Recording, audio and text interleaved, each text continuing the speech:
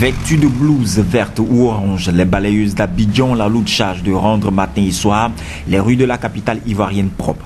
Pilier indispensable et essentiel de l'opération Pays propre initiée par les nouvelles autorités ivoiriennes depuis le mois de mai. Elles travaillent dans des conditions assez difficiles à la merci des automobilistes souvent imprudents et elles sont obligées d'acheter leur propre matériel de travail. Nous, on n'a pas balai. Quand on a commencé le travail, c'est nous qui payons nos balais. C'est nous qui payons nos seaux avec pelle. Quand ce n'est nous, on n'a pas cassé pour casser nous-mêmes. Nous sommes là à travailler comme ça. Il y en a qui est tombé malade. Elle n'a pas gagné l'argent pour aller soigner. Elles sont à la maison. Nous sommes là à travailler comme ça. Chaque femme débourse en moyenne 500 francs CFA par semaine pour l'achat de 2 balais indispensables à son activité et est tenue de remplacer son seau à 1000 francs CFA l'unité pour le ramassage lorsque le besoin se fait sentir. Cela ne posera aucun problème si ces femmes étaient bien payées. Malheureusement, les arriérés de salaire s'accumulent au fil des mois. 3 mois, 4, 5 ou même 6 dans certaines entreprises. Témoignage. Ils ont appelé nous de venir travailler.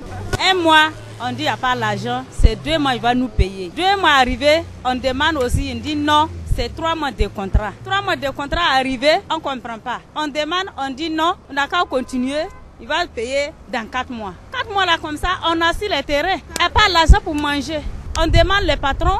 Le patron dit, ah, l'État n'est pas encore donné l'argent. Ok, l'État aussi, il ne peut pas faire ça. Et celles que les femmes appellent ici patrons ne sont que des intermédiaires chargés de la supervision des activités de nettoyage et du recrutement. Kwasi Monique est l'une des rares que nous avons rencontrées sur le terrain et elle ne cache pas les difficultés auxquelles les femmes sont confrontées au quotidien. Les produits de balayage, nous avons des camions pour enlever, nous avons des sachets, on met dedans et les camions passent pour prendre. Des fois même ceux qui se lavent dans la cour, l'eau là vient dans les caniveaux. Les femmes, des fois même elles se battent avec ces personnes-là. On vient de commencer. Ils vont commencer à soigner ces femmes-là bientôt. En attendant que les véritables patrons des entreprises ne se montrent pour assumer leurs responsabilités vis-à-vis de leurs employés, les drames sur le bitume s'enchaînent au quotidien. On ne soigne pas.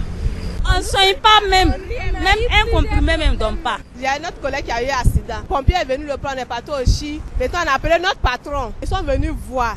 Mais eux-mêmes, ils n'ont pas pris l'argent pour lui soigner. Maintenant, c'est la femme, même ses enfants sont venus. C'est eux-mêmes qu'ils ont dépensé. Les femmes sont livrées à elles-mêmes et elles ignorent pour la plupart où se situe le siège des entreprises qui sont censées les embaucher. Moi, je ne connais même pas où l'entreprise est située.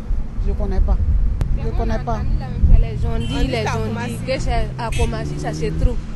Nous-mêmes, on n'a pas su si c'est là-bas ou bien c'est faux. C'est vrai ou c'est faux.